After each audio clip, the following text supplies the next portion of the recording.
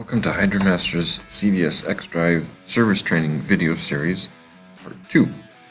In this video series, we're going to cover the motor and the generator and how these two devices are controlled and managed. So the motor and the generator, we're going to go over how it's mounted, how the generator is mounted, how the motor is mounted, also the belt drives, the drive for the generator, the drive for the motor, the magnetics, which is the internal parts of the motor, and then how the controllers manage temperature. These are liquid-cooled motors. They generate a lot of heat, and so that heat needs to be managed, and I'll show you how the controllers do that. And then the voltage is also managed by the controllers, and we'll show you how the controllers manage the voltage. So first, the generator, it's mounted inside the engine compartment, on the side of the engine. The image on the left, you can see the original location for the alternator. You can see the oil cooler down here, down below it. You can see the motor mount. You can also see, just make out the oil pressure switch, which is right there.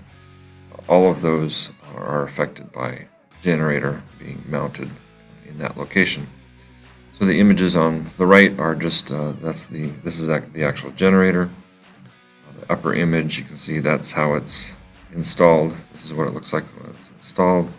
And then the alternator, which the original location is here. This is where it's relocated. It sits on top of the generator. So this image is looking down on the top of the engine, or on the driver's side. So you can see the original location for the alternator. You also see this wiring harness that comes right over the top of the alternator. That harness actually needs to be moved out of the way to make room for us to drop the generator in. So this whole harness here, including this little piece that goes up, and the two timing chain sensors, those also need to be moved out of the way. So again, here's the original location for the alternator. It's right on the side of the engine, right below the valve cover, the driver's side. So here's the alternator has been removed. Also, you can see that wiring harness has also been moved out of the way. It's been removed from the two timing chain sensors. And so now there's a nice open area where we can get the generator to drop into. So here's the generator as it's been placed. So this first image on the left is the generator is now mounted where the alternator was located originally. To suspend or carry the weight of the generator, because it is about 40 pounds, we use the two mounting locations for the alternator. Just barely see it here in this image. Right behind the generator is that motor mount, and so we use that point to also support the generator.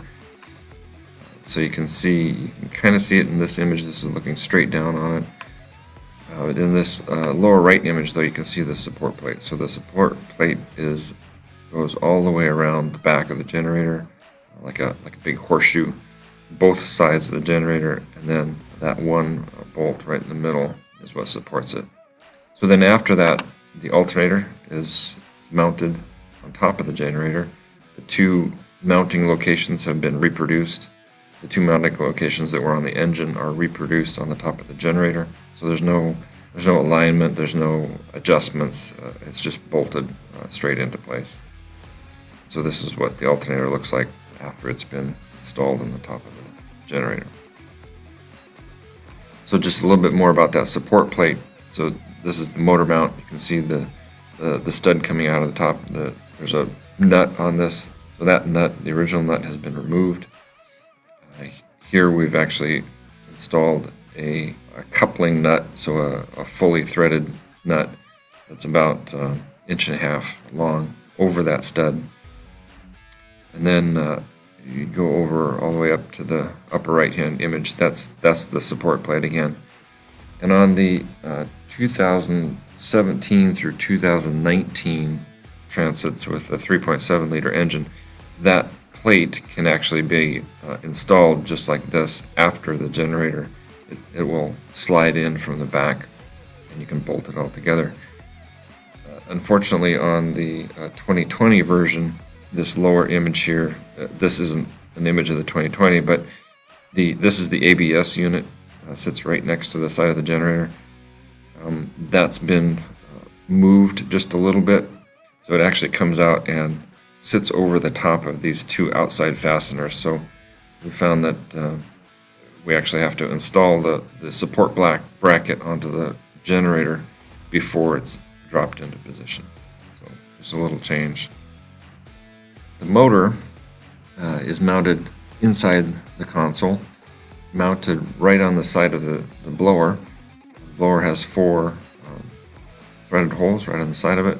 Nice flat surface. This is just the casting here, but you can see how the motor mounts up against the side. You can see that again the casting's machined. There is no positioning, no adjustments. It's just bolted right directly to the side of the generator. Excuse me, the blower, and so that keeps the belt in alignment. So speaking of belts, the belt drives. So there's 2 belts in the machine. The belt drives the generator, and the belt that drives the motor. Again, this is an image of just the stock engine as it's put together. You see the alternator on the driver's side. You can see the air compressor, the air conditioning compressor on the passenger side. On the 2017 through 2019 3.7 liter engine, the power steering pump is actually below the air conditioning compressor, so there's another component. This is actually an image of the 2020. They don't have the power steering pump there because they've gone to electric steering on the 2020. On both units, this belt, so the alternator belt, is removed, and we add another belt to mount the generator. So the belt that we add is just a longer version of the original alternator belt. It's the Gates KO60842. So that goes around the crank, goes around the generator, goes around an additional idler. It's a stationary idler that we add to get enough wrap on the generator. And then it goes around the alternator, around the water pump, around the spring-loaded tensioner, and then back to the crank.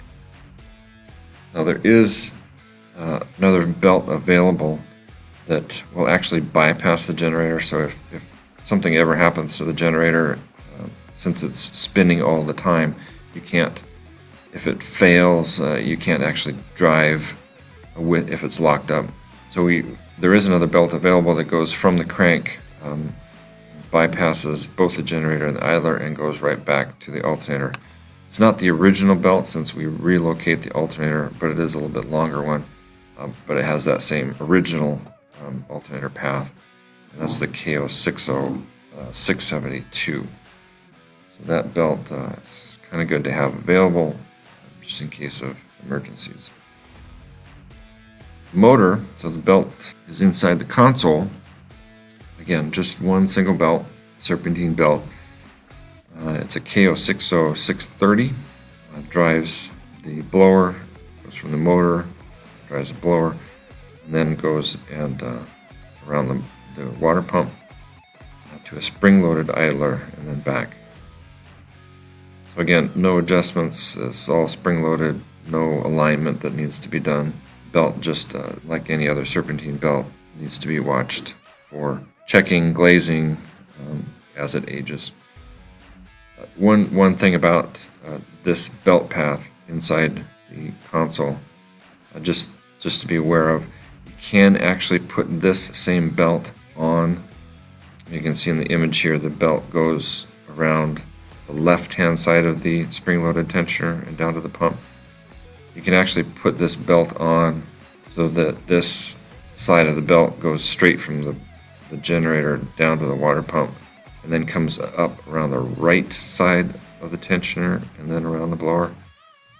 it's long enough that you can do that. The only problem is you lose some rep on the generator, on the motor, and it's not quite enough tension if you do accidentally put the belt on in that configuration.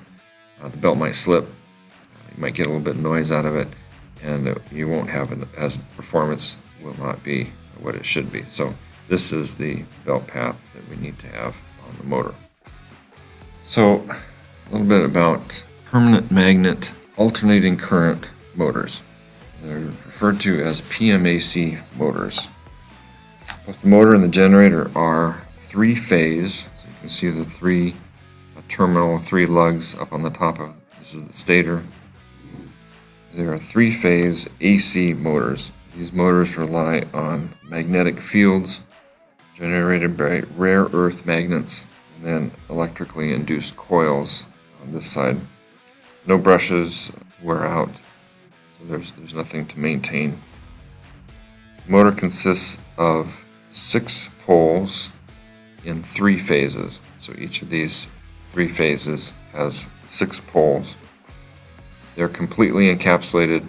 The windings are completely encapsulated inside the stator and then potted. See, this is the potting material up around the top here. The entire thing is potted in high temperature potting material, and so none of this is serviceable. You can see the rubber seals here on the side of the stator. Those actually provide the coolant path and cause the coolant to flow up and down around the stator. The shaft also has rare earth magnets in it and stacked steel. You can see if you look closely. These are all steel plates. They're all stacked up together. That's what makes up the rotor assembly. And again, nothing serviceable here. And these components are identical to both the motor and to the generator. Both have these same components on the inside. To control the motor, a rotary encoder is used on the back of the motor. The speed and the angle of the motor, because of the relationship magnets in the rotor and the magnets in the stator, you have to know where they are at all times. This is done by an encoder. This is a small mounted microchip. It has 6 Hall effect sensors in it. It's used to control and determine the speed and the position of the motor. The controllers then can deliver the correct current and voltage to each motor phase to maintain the speed and the torque. This is what the encoder looks like. A small microchip. It's mounted to the back of the motor and generator. They're the same. This is the back plate of the motor and the generator. And you can see this microchip is mounted on the center. This plate that it's mounted to has a little bit of adjustment, so we can set up the motor. We can what they call align the encoder. So we have to actually line up the fields in the magnets that's mounted to the shaft, how that relates to the position of the stator. So this is just looking, this bottom image is just looking from the inside. You can actually see the bottom of the microchip right there. So this is the shaft, the rotor. So right on the end of the shaft, there's a small little magnet that's inserted to the end of the shaft. It's pressed in, and that little magnet is right below the microchip. So the north and south poles of that magnet, as they rotate, that is picked up by this the Hall effect sensors in the microchip. That's how the controllers are able to control the motor, both speed and torque. This is a little video on kind of how rotary encoders work. Gives you a little idea of how they can be used to control the motor. Now we're going to do a little fly around of the generator alternator assembly. Here is the motor and generator assembly. You can see the generator is mounted to the top of the motor in the reproduced mounting locations. Alternator. And there's the bolts that hold the alternator onto the top of the generator. See some of the other parts of the generator highlighted. This whole piece is one casting, one aluminum casting that has all of the different mounting features machined into it. So if we hide that, so there's the stator, that's the inside of the motor. It's has the coils in it. You can see those little rubber pieces that keep the water moving in the correct location. So down here where the water comes in, all of these are short. They don't go all the way except for this one piece that's right in between the incoming and outgoing coolant. So the coolant comes in, is forced around the back of these, and they come to the front and then to the back and then just all the way around. And that's what cools the motor, the generator. So we can go around to the back here. There's that support plate. You can see it goes on both sides, bolts to the casting. Like that. This is the cover over the back of cables where the connections are made. So this is all sealed. No debris can get into where the cables connect to the back. You can see where that encoder sits in relation to those lugs on the stator. So again, this microchip is adjustable. The orientation of that microchip is adjustable by these little slots. So we can align it when we first manufacture it, so that we align all of the motors to 0. That way they're all the same. So we take, so this is that back plate. You kind of hide that back plate. You can kind of get an idea of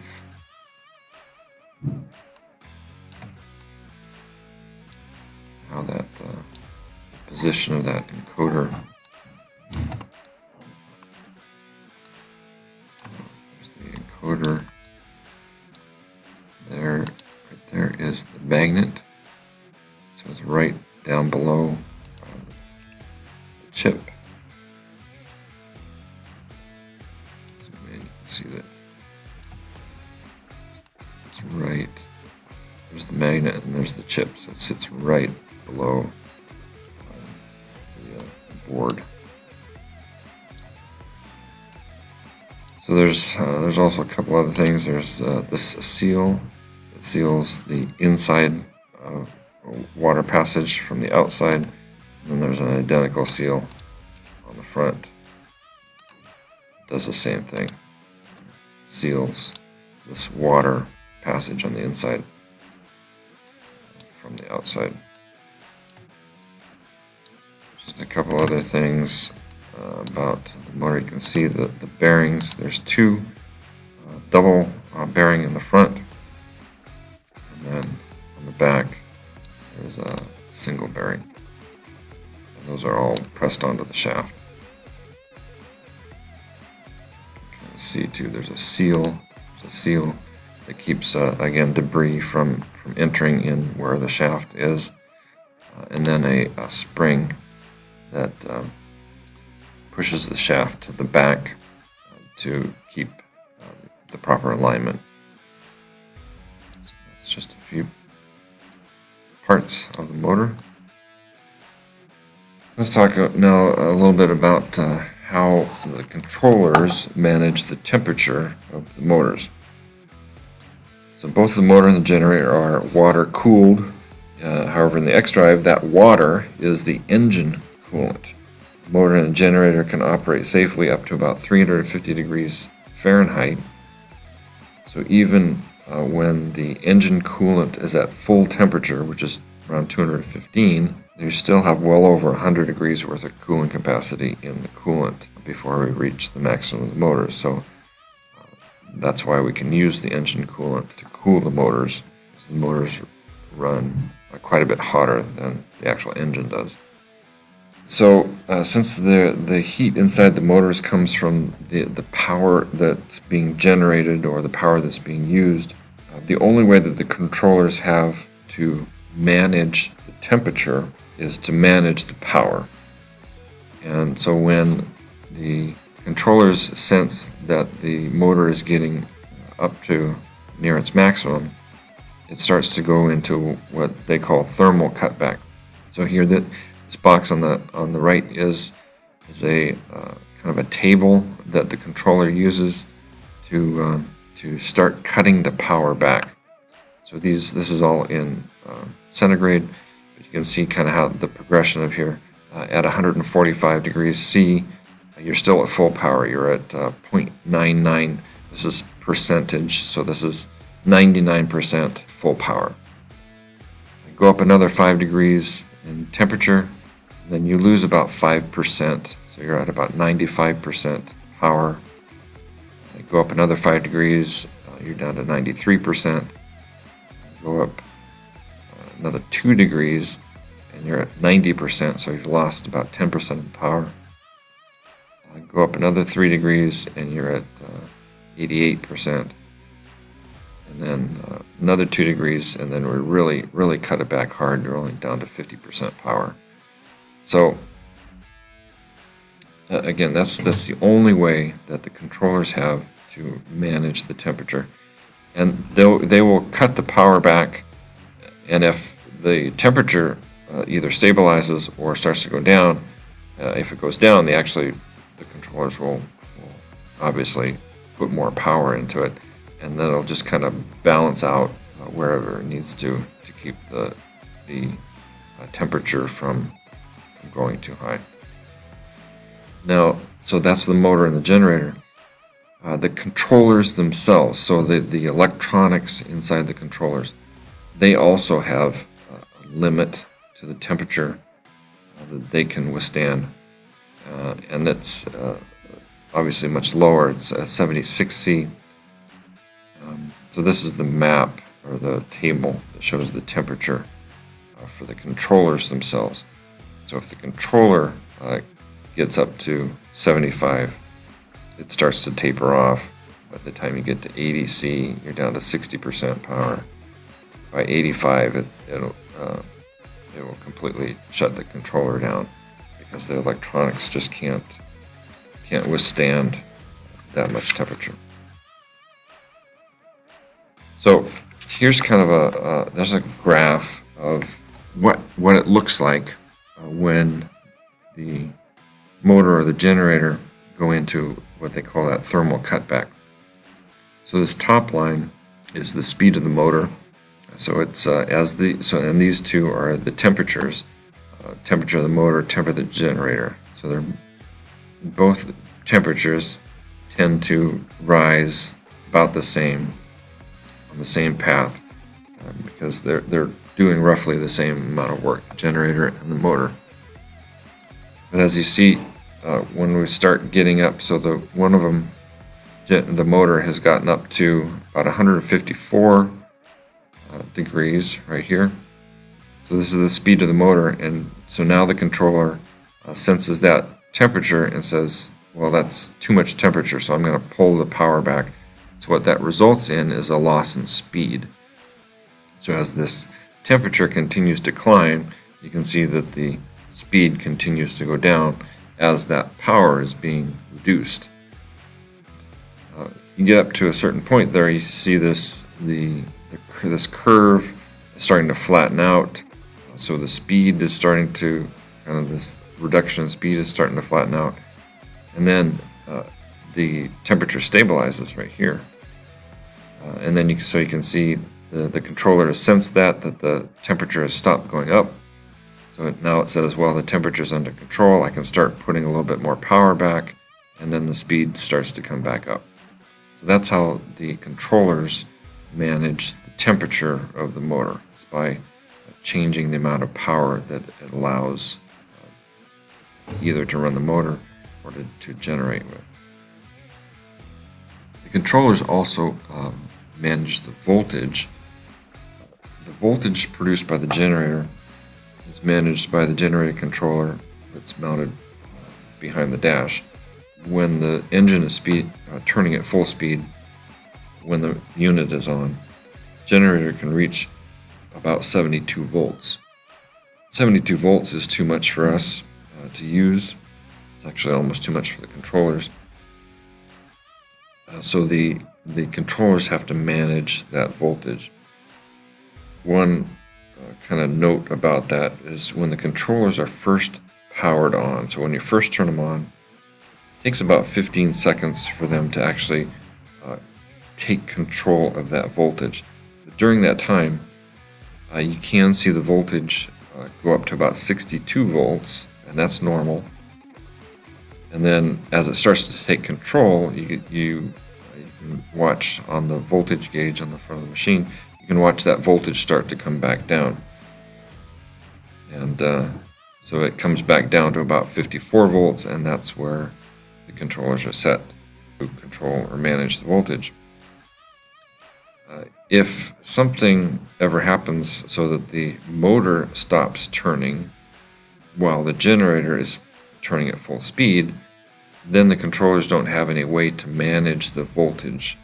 So the voltage can start to go up, and at some point the controllers will actually shut down because they can't maintain the voltage. So the only way that the controller can manage the voltage then is by applying power to the motor. So that's how the generator controller can manage the voltage, by means of the power being used by the motor controller. So the two are linked together. So here's a table of the voltage and how the controllers manage the voltage. So at 26 volts, you can see we're at 99, so 100% power. At 47 volts, we're still at 100% power. When we get to 54 volts, so that's where it kind of maintains when the unit's at full speed, we're at about 85% of the available. Now this is torque, because that's what the generator controller has to be able to manage how much voltage is coming out of the generator. It changes the torque of the motor as it's braking. That's actually what the controller is telling the generator to do, is telling it to apply a resistance or a brake to the generator. That's how it generates power. It's just like a car, an electric vehicle, or a hybrid. When you step on the brake, what you're doing is you're actually telling the drive motor, it's actually adding torque to the motor in the reverse direction, creates voltage. In the case of a car, you're charging up the batteries. In our case, we're using that to drive the motor. So when you get up to 57 volts, you're down to about 70% available power. At 58 volts, we're at about 60%. 59 volts, 50%. 60 volts, 40%. So when you finally hit 61 volts, the controller will stop allowing the generator to produce any more voltage. That's usable voltage, usable power. Again, the generator can generate higher voltages just because of the magnets that are in both the rotor and the stator, irregardless of what the motor controller can do. And that's why it can actually go higher, because the controller has no way of controlling that voltage that's produced just by the magnets. So that's how the controllers manage the voltage. So that's kind of an overview of the motor and the generator, how they operate, and how they're managed.